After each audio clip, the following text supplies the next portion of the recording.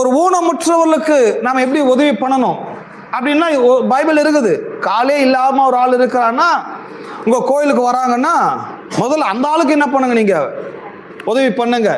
கண்ணு தெரியாத ஆளுக்கு உங்க கண்ணை வச்சு அவங்களுக்கு என்ன பண்ணுங்க, கொஞ்சம் ஹெல்ப் பண்ணி. இந்த பிசிக்கலா நீங்க எப்படி ஒரு ஆளுக்கு உதவி பண்ணணும்னு நினைக்கிறீங்களோ, உதவி செஞ்சா புண்ணியம் நினைக்கிறீங்களோ, அந்த மாதிரி ஸ்பிரிச்சுவலா அவங்க மன ரீதியாக அவங்க உள்ளத்துல கடவுளுக்கு தூரமாயி தப்பான வழியில போயிட்டாங்கன்னு சொன்னா, சபையில் இருக்கின்ற ஸ்பிரிச்சுவலா ஸ்ட்ரென்த்தா இருக்கிற, நல்ல ஆரோக்கியமா இருக்கிற, நல்ல பரிசுத்தமா இருக்கிற, தேவனோடு நல்லா இருக்கிற சபையாராக நீங்க அப்படிப்பட்ட மனிதனுக்கு போய் கொஞ்சம் என்ன பண்ணுங்க, உதவி செய்யுங்க.